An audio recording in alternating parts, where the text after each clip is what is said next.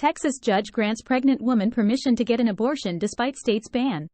A Texas judge on Thursday gave a pregnant woman whose fetus has a fatal diagnosis permission to get an abortion in an unprecedented challenge over bans that more than a dozen states have enacted since Roe v. Wade was overturned.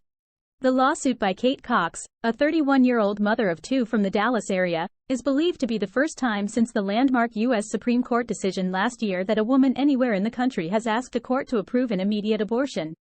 In a brief hearing Thursday, her attorneys told Gamble that Cox, who is 20 weeks pregnant, went to an emergency room this week for a fourth time during her pregnancy. Cox and her husband both attended the hearing via Zoom but did not address the court. Doctors have told Cox that if the baby's heartbeat were to stop, inducing labor would carry a risk of a uterine rupture because of her prior cesarean sections, and that another C-section at full term would endanger her ability to carry another child. The Center for Reproductive Rights, which is representing Cox, has said this lawsuit is believed to be the first of its kind since Roe v. Wade was overturned. Since that landmark ruling, Texas and 12 other states rushed to ban abortion at nearly all stages of pregnancy.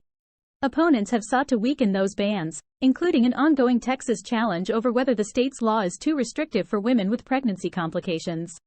I do not want to continue the pain and suffering that has plagued this pregnancy or continue to put my body or my mental health through the risks of continuing this pregnancy, Cox wrote in an editorial published in the Dallas Morning News.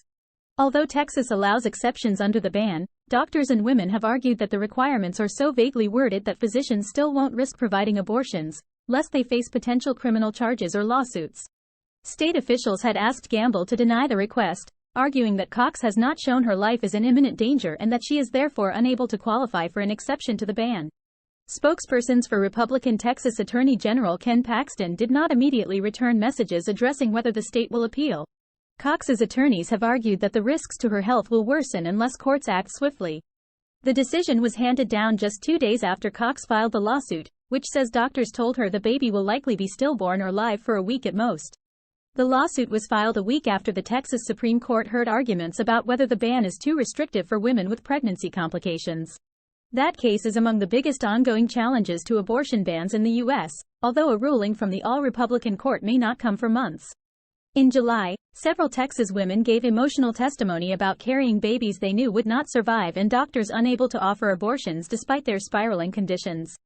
A judge later ruled that Texas's ban was too restrictive for women with pregnancy complications, but that decision was swiftly put on hold after the state appealed.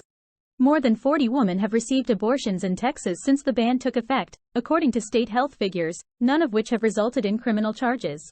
There were more than 16,000 abortions in Texas in the 5 months prior to the ban taking effect last year.